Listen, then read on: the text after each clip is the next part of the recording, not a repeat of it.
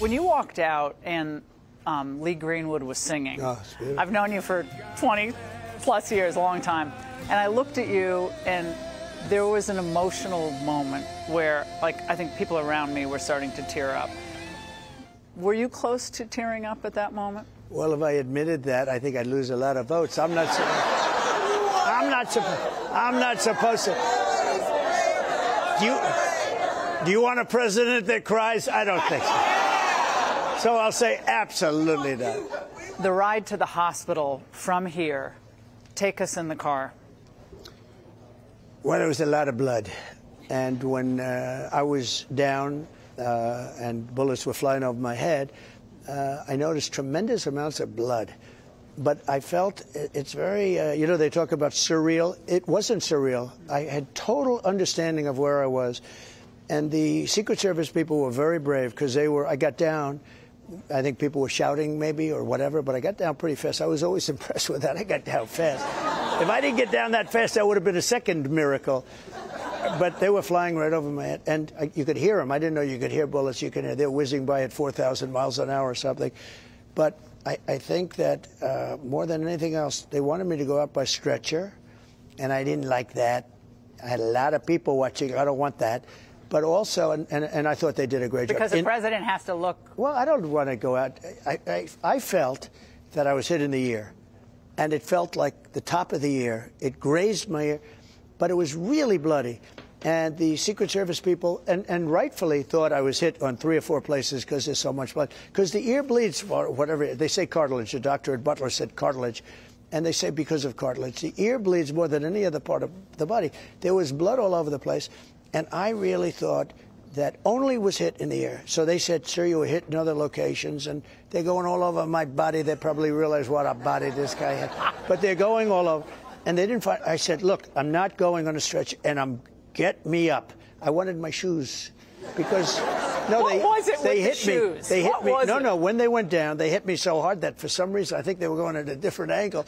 Both shoes were off. Are you wearing those shoes today? It's different, but it's sort of similar, but it's sort of a little different. I haven't. Those shoes are loaded up with lots of blood. I'm not looking to wear them again. But you know, they got me to the car. I thought they did a very good job. Some people say slow. I don't think slow.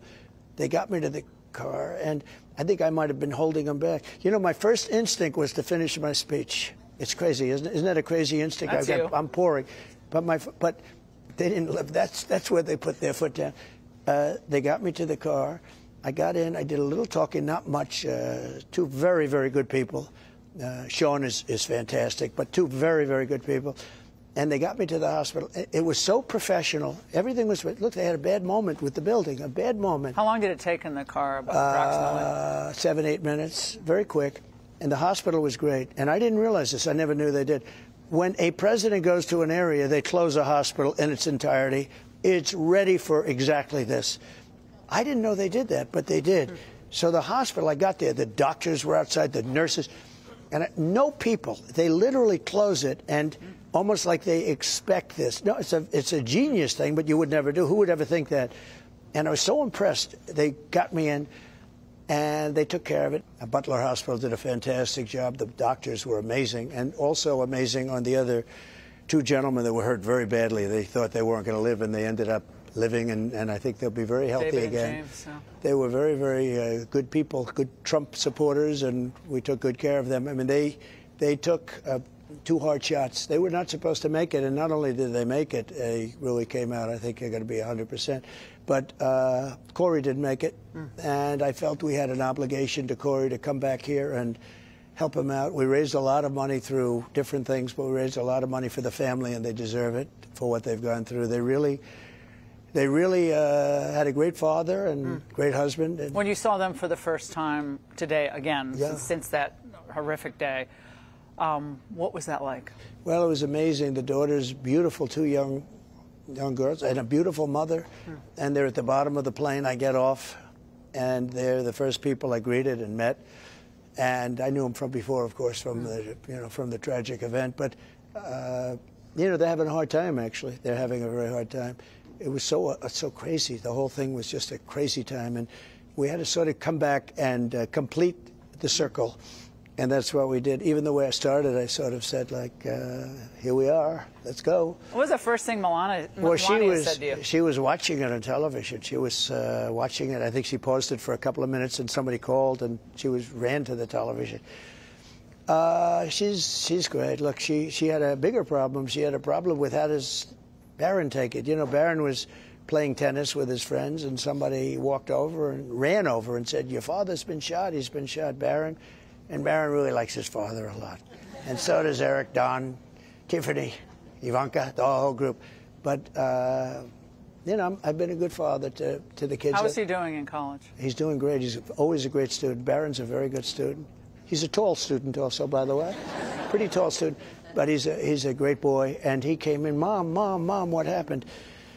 So, and then they saw me get up, and then they saw the fist bump. You know, it's very interesting. When I got up, people thought, maybe he's dead, because, you know, they lifted, and they're very strong guys. They can get you up fast. But I said, I'm not going to go anywhere.